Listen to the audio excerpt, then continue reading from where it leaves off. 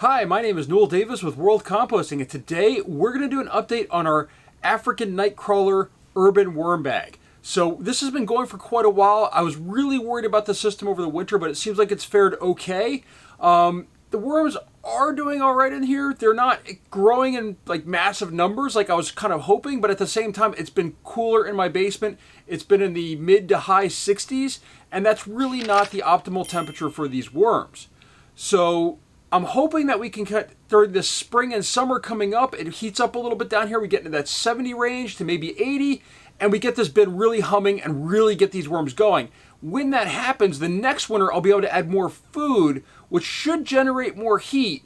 And as long as they're eating through it fast enough, we should be able to keep the bin a little bit warmer for these worms. So with that, let's take a look and see how the system is doing. We'll probably add maybe a little bit of food, but we'll see. And we might add some cardboard as well. I really want to try to get this bin going. I'd really love this to like chew through cardboard like crazy. I have a ton of cardboard right now, and I'm really trying to use it before the spring shows up in my bins, and that way I can start putting these castings outside in my yard. So with that, let's take a look at the system and see how these worms are doing. All right, here's the urban worm bag with the African Nightcrawlers in it. I don't know if I mentioned before, it's been 21 days since our last update, so not waiting nearly as long as I have in the past, but I'm sure it's still pretty dry. As you can see, no moisture on the lid. Let's just roll that back and out of the way. It looks like there's no moisture on the cardboard in here. Again, unsurprising, this system seems to be drying out very quickly. And one of the things I didn't do that I probably should have done is still, I probably should add more cocoa coir to this system, because that seems to be really holding in the moisture well in the center section here. So let's just go ahead and dig down again in this center section. And as you can see right in here, oh, I see a really, really massive worm moving along there. These root vegetables are finally starting to work on them.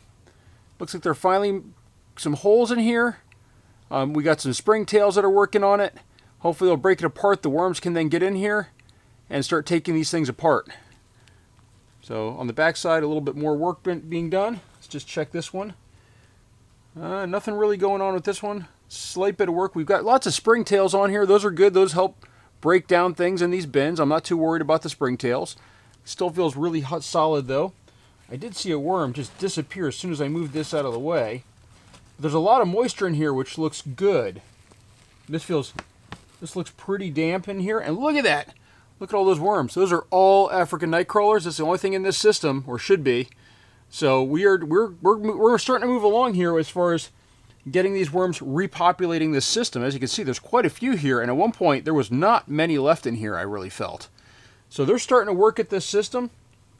We have some of our fabric in here. This is almost gone. I know some people seem to be disgusted with fabric in the system, but I love putting fabric in here. There's no reason not to, add your cotton and stuff like that. Actually, let's just zoom in just a little bit more there. So, I mean, like, these cotton stuff, this will all break down. Wool, same thing. So you get a nice, that's what we're looking at right now. They're a little bit small, really, for African Nightcrawlers. But again, it's pretty chilly in here. Let me see. I think I've got my temperature gauge over here. I do. So let's just go ahead and take a look here. Yeah, it's in the low 60s. I mean, this is really the minimum temperature you want in these systems. You don't want starting drop below 60, and they're going to start dying off. So, and actually, just for anybody that's Celsius there, 17 degrees, 17.543. So yeah, this is really chilly, this system. And that is a problem for them. This is just way too cold, really, for these worms. They're not going to really reproduce as well. They're not going to multiply as well. They're not going to grow as well. Like, this just is not the optimal conditions for them. And as you can tell, at least in the center section, though, but look at this. You can still see they are still in here. They're still doing well, just not as well as they could be. So I think what we're going to do, though, is it seems like everything other than cardboard seems to be drying out way too quickly for these worms. So this side section here, and last time we added some of this, we've got some cocoa coir down here. As you can see, this is the cocoa coir. This stuff is really, really good for holding moisture, I feel. And then we've got our hemp bedding in here also. You can see mixed in with the paper here. And that all seems to be doing really well. The cardboard, though, just seems to be drying out like crazy. So that's the only problem we're having right now, is that cardboard is just really drying out. So we really want to try to keep as much moisture in here as possible. Let's just dig over in this corner over here. It feels like there might be some moisture. We got some more cocoa coir, and again, some more worms in that coir. So they really don't like the paper bedding right now. It's just drying out too quickly, and that's the problem we're having. So what we're going to do is I think we're going to add a little bit more. I did not get any cocoa coir ready, but I do have, we're going to add some pine shavings actually, which, if I don't make a mess in my house, as the bag's just ripping apart on me. But we're going to add some pine shavings in here, which again can kind of hold moisture and let in a little bit more oxygen. But the big thing is that I feel that this wood material, once it's wet, it just stays damp for a while, compared to the cardboard, which really just dries out very quickly. Maybe we should do a test with that, see what dries out very quickly in these systems. So here we go. We got a little bit more of that, or I should say we're adding some pine bedding to it. Let's just go ahead and spray this down just a little bit, just to kind of get it wet. It's not pre-saturated, so it feels like this is about to run out. You would think that cloth also would hold a lot of moisture, but it doesn't. It seems to let it go pretty quickly. We're just going to do that. Let's just see what it looks like when we move it around. See how dry it is now? So we're going to go ahead and move it around like that.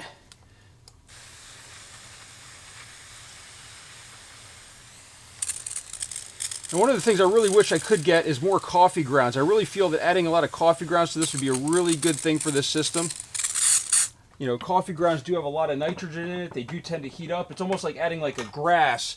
You know, when you throw a grass in one of your, in a compost pile, it really can heat up really, really well. Now I am going to add in a little bit of other, I believe this is a kind of a food source for worms. I've been adding this to some of my bins. I'm trying to use it up, and this is some neem cake. I've got just so much of this, and I'm hoping that this also might have a little bit of nitrogen in it. You know, it's not blood meal by any means, but I mean maybe just a little bit to help it kind of heat up a little bit more. And then what we're going to do is I'm actually going to grab and add some water directly to the top here from my bucket that I've got next to here that has the BTI mix in it.